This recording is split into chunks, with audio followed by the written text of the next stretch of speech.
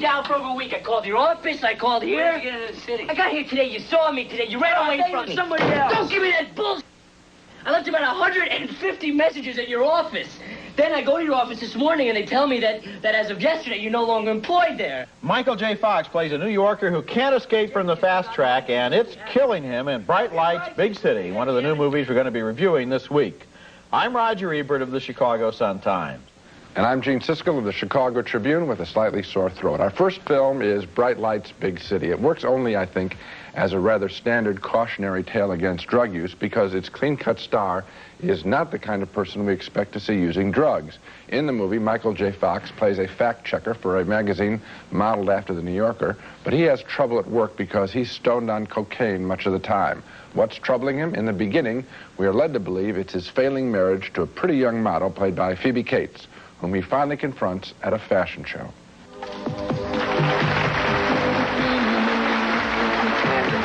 Amanda! Amanda! Amanda! I want an explanation! Amanda! I want answers. I want an explanation. I want to know why. Not making any headway with his wife, Fox spends his nights in New York's club scene, making time with an assortment of boring women, dates set up by his similarly coked-up friend played by Kiefer Sutherland. Aren't you a writer? Yeah, I do some writing. More of an editor, actually. Gotham magazine. Oh, God, I've been reading it all my life. I mean, my parents get it. Well, I always read it at the gynecologist. So what's your name again? Should I know you? There is some promise of better times provided by a blind date between Fox and his friend's cousin, nicely played by Tracy Pollan. What did he tell you about me? Not much. Come on. He said you were a cross between a young F. Scott Fitzhemingway and the later Wittgenstein. That's it? Nothing else? Unfortunately, that relationship is given short shrift in this movie, and surprise of surprises, we eventually learn that the real reason for Fox's funk is that he hasn't been able to properly grieve for his mother's death a year ago. It's his younger brother who confronts him with that fact. Tomorrow's the anniversary. 1 year, in case you've forgotten. We're going to spread her ashes in the lake, and Dad wants you to be there. Jamie. Jamie, you just forgot Mom completely, haven't you? Don't get righteous with me. Hey, well, you haven't seen Dad since last Christmas. Shut up! Don't tell me to shut up! Shut up! Just be there! Shut up! It takes a long, long time to get to that moment, and I must say I did feel quite manipulated by the movie in a negative way. The mother's story, though hinted at early on in the film through some little flashbacks, overtook the failed marriage story, and I felt sort of burned after having my interest aroused by the marriage, which turns out to be a false lead. Yet that did not prevent me from watching Michael J. Fox, who is quite effective here. I know he's popular because a lot of people think he's cute, but he's more than cute here. He's a solid presence, one of those outwardly stable young people you're amazed to find in distress, and it's compelling to see him play this kind of character. My review, thumbs down on the script, thumbs up on Michael J. Fox. Well, I liked Fox very much, too, and I think I liked the movie more than you did, but I think I read it in a totally different way. I don't think this is a movie about why he uses cocaine, and the possible reasons are unhappy marriage, doesn't have a nice relationship with this woman, or doesn't grieve his mother's death. I think the movie is about the fact that he's completely addicted to cocaine and therefore can't relate to anything else in his life, and so everything is a false lead, and everything in his life is on hold until he deals with his cocaine problem, which he seems about to do at the end of the film. Well, the only problem is we're set up to, first of all, you're right. I mean, a drug habit is a drug habit, and that ruins everything. That seems obvious to me. The way the film starts out, though, a great deal of attention is played to the relationship with the marriage. Yeah. And the way that turns out to be tossed away at the end of the movie, didn't that bother you at all? That isn't how I read it. See, I thought that he finally realized that he met her at a bar, you know, and then she left him to go off to Paris. Right. They never had a marriage. It was all just drug fantasy. Totally? I think so. I don't think that there's no indication in the movie that they had the slightest communication on any realistic level. Well, there's a lot of talk about it, a lot of mourning about it. I mean, but that's just, you know, he's sad because he blames all of his problems on that. But when they finally meet, there's no chemistry, there's no communication. That surprised me. Yeah, it's a good movie. I think probably a better movie than you did. Our next movie is named The Seventh Sign, and it's another one of those movies where all of the signs of the apocalypse are at hand. The rivers run with blood, the sea boils, the desert freezes, the birds fall from the sky, the earth shakes, and there's one scene in the movie where the television news is so bad that the only bearable program is Wheel of Fortune. Things are really bad in the world. The movie stars Demi Moore as an 8 months pregnant Los Angeles woman who rents the apartment over her garage to a mysterious stranger with haunted eyes. Who is this guy? He seems to be some kind of prophet of the end of the world. The signs have begun. As each passes, the end draws closer. Then why are you here? I'm its deliverer. That's Jürgen Prochnow as the stranger. Demi Moore begins to fear for the life of her unborn child, who somehow seems to be the key to the strange events taking place all over Earth. And she finds a bright young biblical scholar who tells her the day of reckoning is near. Earthquakes, plagues, things like water turning to blood, all kinds of weird natural disasters. These things will happen to tell us that God's wrath is about to destroy the world. And that's what this paper's about. Yeah, the signs of the end. She finds an ancient manuscript headed with the numbers 229. Does that refer to a passage in the Bible or to leap year day when her child is scheduled to be born? She has a frightened conversation with her husband about the stranger. The first infant born without a soul, born dead, such as a soulless child must be. No, it's not. He's some kind of religious fanatic. Russell, he thinks if he can kill the baby, he'll end the world. Of course, I was sitting there looking at that 229, which is in the same hand as the rest of the Hebraic script, and saying it's probably only referring to leap year day if they had February the 29th 3,000 years ago. Not likely. I don't think they named February until after the Romans came along. It was named after the famous Emperor Februarius. Right.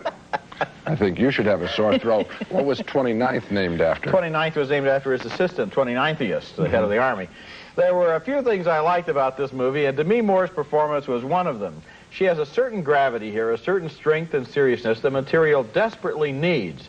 But The Seventh Sign is essentially a very silly movie and a very confused movie, too. It contains a lot of ambitious special effects, including a snowstorm in the desert, but the script is sort of sloppy and introduces too many mysterious and unexplained characters who float around looking serious and significant and mysterious and unexplained, until when the explanation comes at the end, it's all too simple, considering, after all, that the fate of the Earth was imbalanced.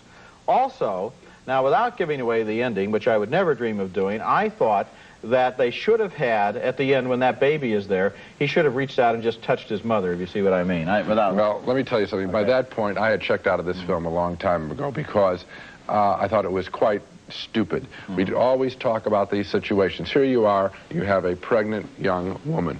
A man comes in looking like Max von Sydow, death warmed over. He wants to rent the back room. I mean, no way. And then says he doesn't have a telephone, he doesn't have a television, all he has is a shortwave radio and a lot of her and then she goes, and then of course she's, you know, pregnant and she goes creeping. I mean, this is, come on, we call it the idiot plot. Yeah. This is an idiot plot, souped up with special effects, mumbo-jumbo, worthless film to me. Demi Moore brings nothing to the film other than her pretty face. Oh, she brings more than that. She brings a presence. She indicates to me in this movie, as she had before, that of the young actresses of her generation, she's one of the more gifted, really. Not in this film. Well, she's not given anything to do. This movie does not contain the key to her future. You're right about that. Coming up next, who are you going to call when your house is invaded by strangers? Not the Ghostbusters. This time you call for Beetlejuice. I've seen The Exorcist about 167 times, and it keeps getting funnier every single time I see it. It was called Beetlejuice, and to its credit, it's one of the most ambitious fantasy, horror, and comedy films ever made. But here's a case where a movie just tries too hard for its own good, overwhelming us with special effects to the point it becomes almost obnoxious. Beetlejuice is the story of a young couple who has fixed up a nice country home, but they die in a car accident. And when they return home, they discover that they're ghosts.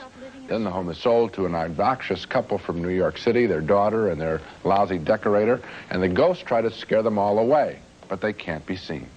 I'm gonna get her. So? Once you cover up the wallpaper, knock down a few walls, this place might just be livable. What's on the third floor? Attic space. Oh, I forgot to lock the attic door.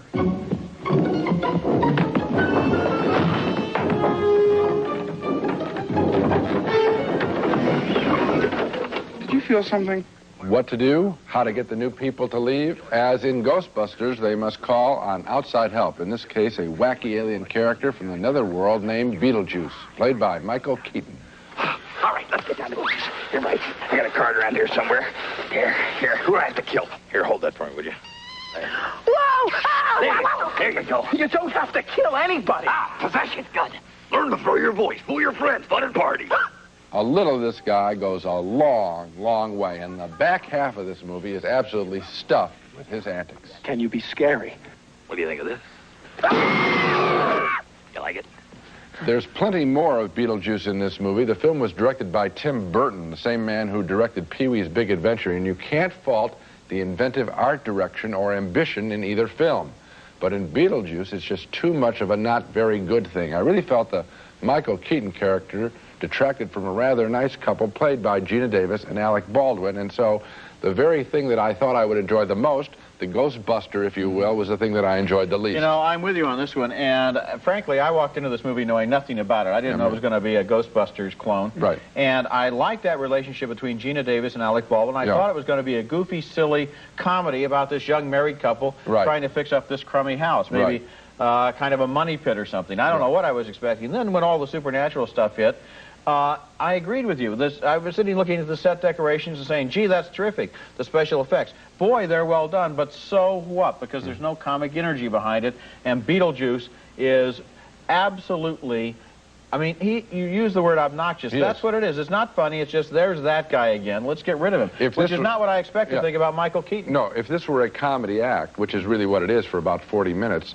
you would walk out after 10 and say, who needs this? It's not funny. That's right. Coming up next, Babette's Feast, one of this year's Academy Award foreign film nominees. And also coming up a little later in the show, they restored some of the original footage from the 1931 version of Frankenstein. It's from Denmark, and it's one of this year's Oscar nominees for Best Foreign Film. It's a small but wonderful treasure of a movie based on a short story by Isaac Dinesen. That's the same woman whose life and writings provided the inspiration for the movie Out of Africa. The movie tells a simple but very deep story in a spare and elegant form. The story of two sisters in Denmark who devote their lives to prayer and helping the poor, and who have always denied themselves any kind of material joy. All of the young men who once fell in love with them were rejected, but one day, many years later, one of those old suitors sends a French woman to them in Denmark. She's lost her family, this French woman. She's lost her livelihood, and now she simply seeks a humble job. Si vous ne me prenez pas à votre service, je n'ai plus qu'à mourir. Oh non, non, non, non.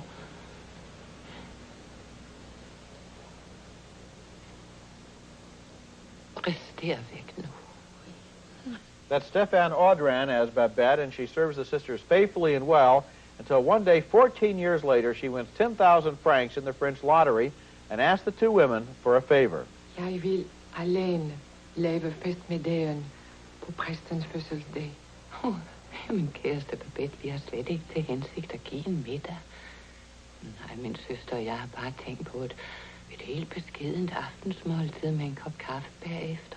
Du ved jo, Babette, vi har aldrig budt vores gæster på andet og mere. Jeg vil lave en fransk middag. En fransk middag? En fransk middag? The feast itself turns into a war between luxury and devout restraint. The religious guests obviously enjoy the delicious food, but they restrain their praise in an attempt to appear less worldly, all except for one of the guests, an old general, who was once in love with one of the sisters.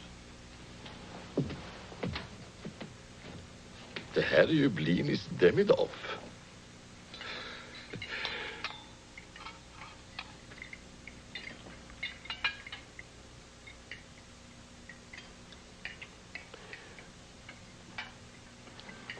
Det här är bestämt Vömkliko 1860. Ja. Jeg tror bestemt, vi får sne hele dagen i morgen.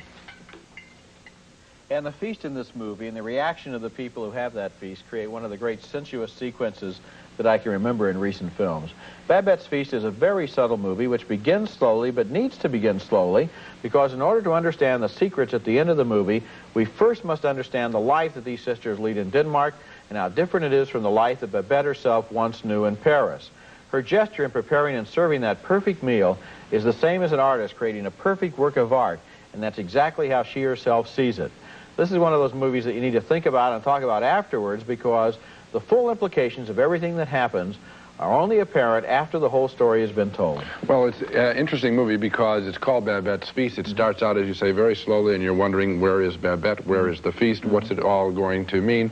And I think, of course, one of the things that does come across is opportunities gained and lost. The two sisters lose opportunities. Babette is withholding her chance to show what she can do in full flower, and it really represents I suppose, an encouragement of whatever is inside of us to take advantage of what we had. Surely the sisters would have been happier if they had been less restrained in their life, and we see that in the glory of what Babette does. You know, what I liked about this movie was, unlike most plot-driven Hollywood films in which you go from climax to climax, from character to character, from confrontation to confrontation, this is a whole story.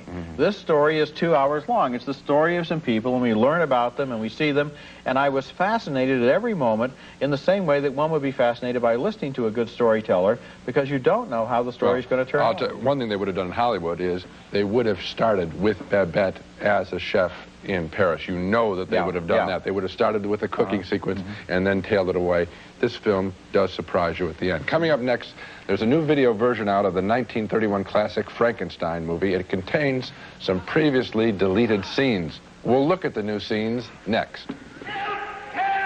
One of the great horror films of all time is Frankenstein, directed by James Whale in 1931 from Mary Shelley's novel. It scared millions for more than a half-century and done so with great Gothic style. But some new footage has been discovered by Universal Pictures, and they have included it in a new video disc and videotape version. The new footage runs about 1.5 minutes and was probably considered too intense for the time, 1931. Let's take a look at the traditional release print of this film, the scene where the monster plays with a little girl. I can make a boat.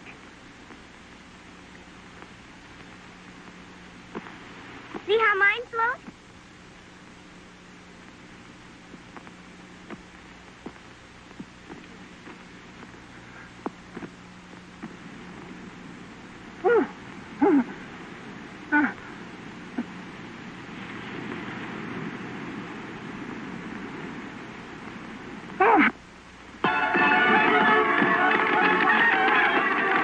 Now, that's how we've known the movie for 57 years. But in one of the restored new sequences, the monster does more than throw flowers in the lake. No, you're hurting me! No!